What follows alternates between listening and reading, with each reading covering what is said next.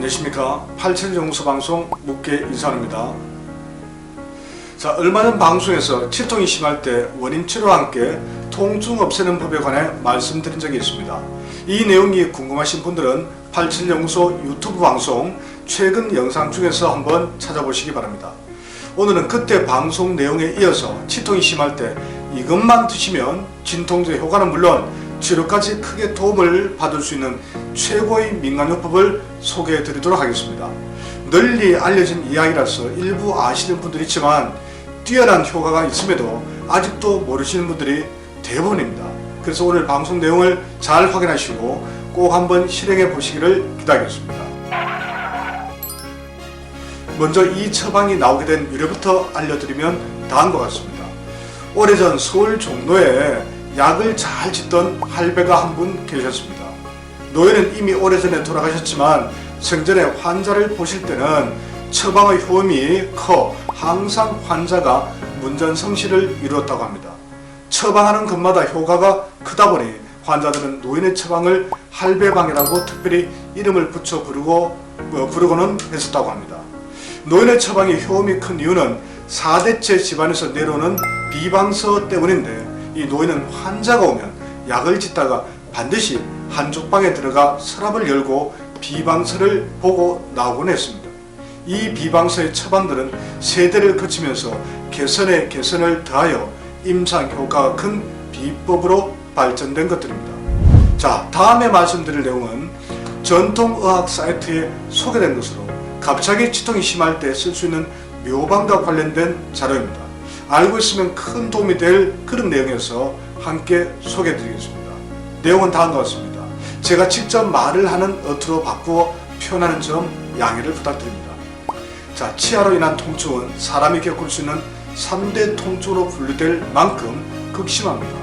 치통을 알아본 사람이란 누구나 그렇지만 낮에는 그런 대로 괜찮습니다.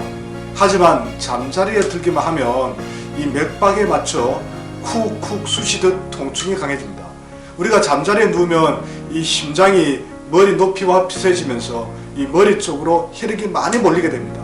이렇게 위로 혈액이 몰리면 치아와 잇몸 내부 혈관이 확장되고 압력 또한 높아져서 치통이 심해지는 것이죠. 치통은 이빨이 썩거나 풍치, 치주염, 치근막염 등으로 치아의 통증이 나타나는 것입니다. 발병의 원인은 여러 가지가 있겠지만 일단은 심장이 쇠약하고 정수가 충만하지 못하기 때문입니다. 즉 이빨은 신지표, 신의 표식이요 골지유여, 골의 여유분이다 라고 했습니다. 즉 심장의 전기가 쇠약해지면 이빨 또한 부실해지는 것으로 이해하시면 되겠습니다. 또 잇몸에는 위경과 대장경 경맥이 분포되어 있습니다. 따라서 화학 첨가제로 가공한 인스턴트 식품과 패스트푸드, 육류 음식 등의 섭취로 위장과 대장의 화학 독소와 불순한 음식의 용해물이 차있는 경우 이 치통 발병의 주요 원인이 됩니다. 이 밖에 단 음식을 많이 먹어 이빨이 부식되어서 또는 심한 정신적인 스트레스로 간의 화기가 심해 발병하는 경우도 있습니다.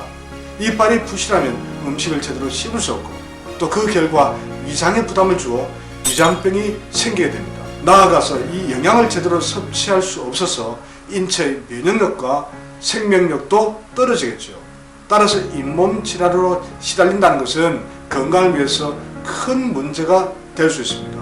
관리가 그만큼 중요하다는 것입니다. 그러므로 치통을 치료하고 예방하기 위해서는 무엇보다 인스턴트 식품, 육류 등 비자연적인 식품을 삼가야 합니다. 그리고 천일염으로 양치를 하고 죽염을 콩알만큼씩 수시로 입에 물고 있으면 좋습니다. 짠맛은 오행으로 볼 때 약성이 신장에 귀경하기 때문에 이빨을 튼튼하게 하는 것이죠. 오늘날 대부분 사람은 이 치약으로 양치를 합니다. 근데 치약은 화학물질인 파라핀과 프로필렌을 주성분으로 하여 만들어지는 계면활성제입니다. 여기에 화학 염료, 또 향료, 포르말린 표백제 등이 첨가되기도 합니다.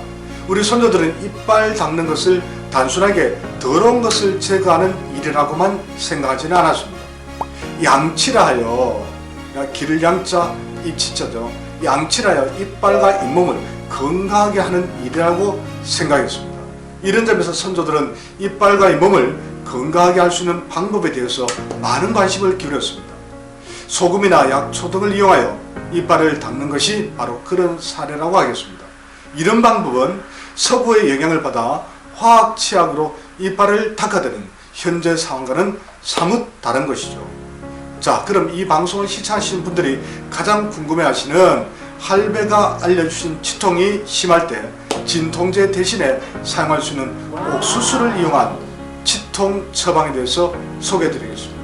바로 옥수수입니다. 자, 옥수수 치통 치료법. 옥수수는 정해진 분량은 없습니다. 적당량이면 됩니다. 자, 만드는 방법은 옥수수를 삶아 먹은 뒤에 이 남은 옥수수 자루를 버리지 마시고 토막을 내어서 사골을 끓이듯이 진하게 푹 달이면 됩니다. 자, 그리고 그 달인 물을 수시로 입에 머금고 있다가 뱉기를 하루 15에서 20차례 정도 반복하시면 됩니다. 그러면 진통도 되고 치료가도 나타나는 것이죠. 근데 우리 조상들은 이런 처방을 어떻게 찾아냈을까요?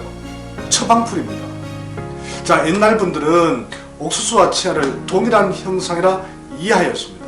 실제로 치아와 옥수수는 많이 닮았지 않습니까?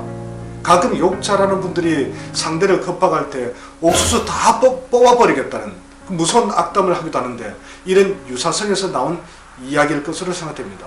하여튼 선조들은 잇몸에서 피가 나거나 이가 흔들릴 때 옥수수를 많이 먹는 방법으로 치료했습니다. 삶아 먹는 방법이죠. 그렇게 해서 실제 효과를 많이 보았고요. 실제로 여러 연구를 통해서 옥수수의 여러 가지 성분들이 치아와 잇몸을 튼튼하게 하는 작용을 한다는 게 밝혀지기도 했습니다.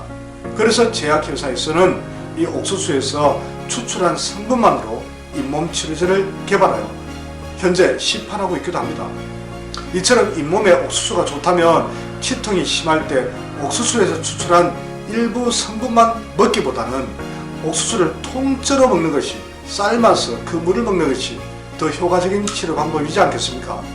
할배의 처방대로 며칠만 반복하면 아무리 심한 치통도 진통제를 복용한 것처럼 신기하게 통증이 사라지고 어느 정도 치료까지 된다고 합니다. 물론 때에 따라서는 치과 진료도 받아야겠지만 오늘 소개한 정보도 알고 있으면 때에 따라서는 너무나 유용하게 사용할 수 있을 것 같습니다. 자, 지금까지 갑자기 치통이 심할 때 진통제 대신 쓸 수 있는 묘방을 알려드렸습니다. 할배 옥수수 처방이 생각하는 것 이상으로 효과가 좋다고 하니 여러분들도 꼭 한번 기회 될 때 써보시기 바랍니다. 자, 오늘 방송이 도움 되셨다면 구독과 좋아요도 함께 부탁드리겠습니다. 고맙습니다.